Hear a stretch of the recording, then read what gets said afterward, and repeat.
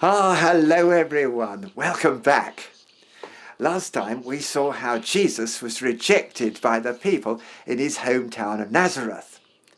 And so from then on, he was to make Capernaum the centre of his ministry in Galilee. So today, let's get over there. So much of his teaching took place on the shores right around the lake. Just above the lake, and Tabgha itself, is the beautiful church of the Beatitudes. Its tranquil setting, with its luxuriant tropical gardens, is unsurpassed anywhere in the country. It was on these hills, overlooking the lake, that Jesus delivered so much of his teaching. Matthew appears to have gathered it all together as one glorious whole, the Sermon on the Mount. Just imagine the scene.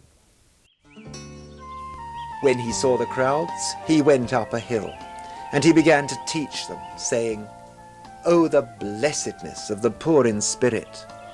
Theirs is the kingdom of heaven.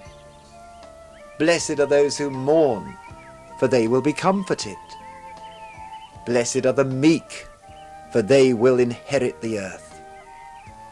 Blessed are those who hunger and thirst for righteousness, they will be satisfied. Blessed are the merciful, for they will be shown mercy. Blessed are the pure in heart, for they will see God." No words ever spoken, it's safe to say, have ever had anything like the impact of these, first spoken to some hundreds, maybe thousands of poor, most illiterate people, by a teacher who, in the eyes of the world, was of little account.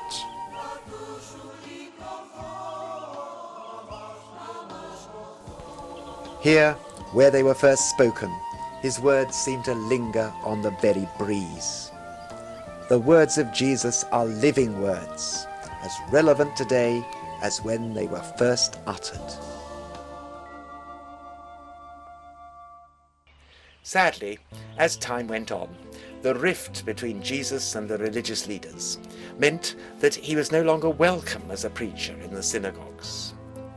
So it was to the hills and the lakeside that great crowds now flocked to hear him.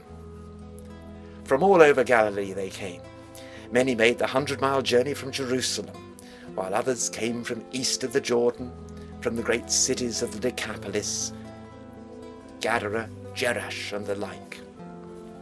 So, in spite of his rejection by the religious leaders, he now had an even bigger audience. Every morning, well before dawn, he would go out, probably climbing these very hills, to pray in a lonely place, to seek God's wisdom and strength for the day, to know what words his Father would have him speak. The luxuriant growth around this semi-tropical lake, 200 meters below sea level, provided Jesus with so many visual illustrations. Look at the flowers, he told them. Not even Solomon in all his glory was clothed like one of these. If God looks after the flowers like that, how much more will he care for you? The wind up here, above the lake, can be a gentle breeze, or it can be the harbinger of a full-blown storm, wrecking boats on the lake below. You may not understand the wind, he told Nicodemus, but you can see its effect. It's just the same with God's Spirit. You can certainly see the effect of the Spirit in people's lives. In the blazing heat, the lake is an ever-refreshing sight.